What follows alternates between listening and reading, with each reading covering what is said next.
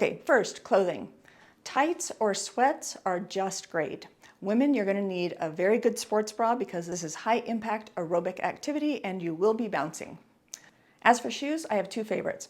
Most of the time, I really like these foam-based shoes. They are super lightweight. These are Adidas Cloud Foams, but you can get them pretty much in any brand. Honestly, I got these at Costco. They were about $19, and they are still my favorite shoes. I have them in every color and many variations of them. My second favorite shoes are high tops because they give you a little bit of ankle support.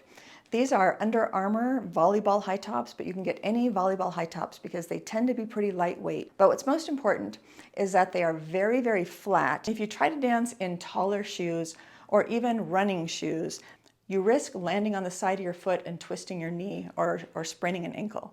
Okay, the next thing you're gonna need is some dance space. The best place to dance, in my opinion, is on a hard surface. Hardwood floors or tile are the best. If you only have carpet in your house, I would suggest dancing in socks because otherwise there's gonna be too much friction to do most of the moves in shuffle. Next thing you're gonna need is a mirror. So you can see here that I have studio mirrors. These studio mirrors are actually very thin, very easy to hang, and I think they were about 40 or 50 bucks from Home Depot. You don't have to have studio mirrors, but a simple full body mirror is really, really helpful. It's really hard to see your form and to know if you're doing it right if you can't look at yourself in the mirror.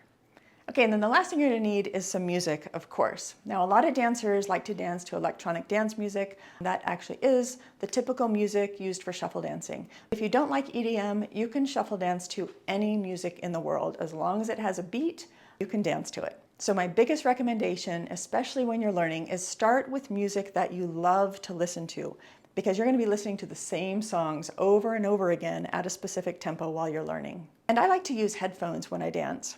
I want the music in my head and I want to drown out any background noise so that I can really focus on what I'm doing. You don't have to use headphones if you prefer just to have a speaker somewhere in the room. That's of course fine too. Now, what is shuffle dancing? What are the moves? There are a variety of types of moves in shuffle dancing. Shuffle dancing is kind of a broad category. And if you watch somebody shuffle dance, especially if they're freestyling, you'll notice that they're doing a whole lot of different things. It's not typically the same move repeated over and over again. But there are a few different types of moves that are under the umbrella of shuffle dancing. So the first type of move is actually called shuffle moves. Shuffle moves tend to be full count moves where you're starting in some kind of a perch position and landing in some kind of a move.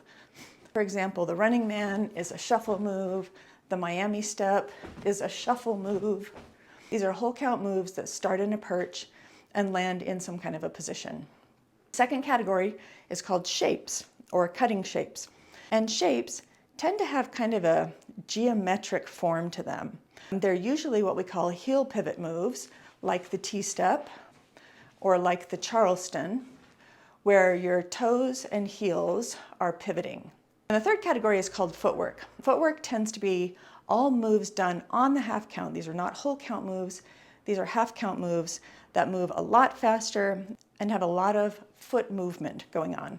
So for example, toe heel is a footwork move. Scissors is a footwork move. And then once you get into the footwork level, some of the more advanced stuff, you can get into glides, you can get into spins, and a variety of other moves. What's important to realize with all of these is that shuffle dancing globally comprises combinations of all of these moves. And if you're just starting out, you have to learn the individual moves before you start putting combos together. I'm going to talk about combos in just a minute. All of these individual moves have names. And as a beginner, your job is to learn these individual moves and the names before you start putting them into combos. This is actually really important because a lot of people see a really interesting combo or see a really trending combo and they just want to learn that combo or they just want to learn that choreography.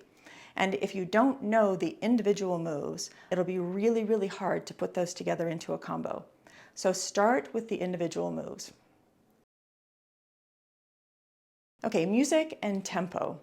Tempo is probably the #1 reason that I see people quit. They try to start learning a move, but the tempo that they're trying to dance to is so fast that there's no way that their muscle memory is able to do that. And then they quit.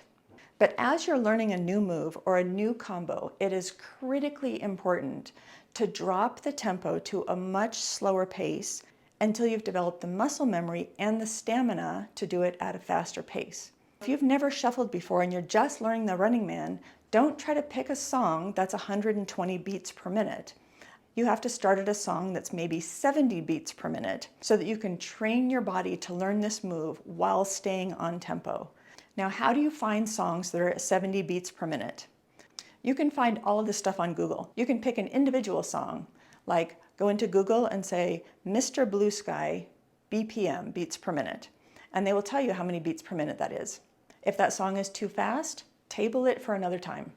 You can also go into Google and you can type in songs at 70 beats per minute and get great big long lists and go through and select some of your favorite songs that are at that nice slow tempo. What I did is I started building playlists at various tempos. So I have a playlist of songs at 70 beats per minute, then 75 beats per minute, then 80 beats per minute, all the way up to 130 beats per minute, which is about the fastest I can dance. And so I will gradually, in learning any move or any combination, I will start at 70 beats per minute and just gradually start increasing in tempo as I get a little bit better and as the muscle memory develops. So don't try to start off too fast. Keep your tempo nice and slow until you're ready to move up. And keep in mind that two things have to happen before you increase in tempo. One is you have to develop the muscle memory for that move or that combo, meaning you have to commit that to memory so that your body can dance to it even while you're thinking about something else or you're thinking about next steps. So if you're able to carry on a conversation with somebody, talking about what you're going to have for dinner while your legs are doing the move, then you have achieved the muscle memory that you need. And also, if you can keep dancing without collapsing or becoming winded too quickly, then you've achieved the stamina. So you want to get both of those things before you start moving up in tempo.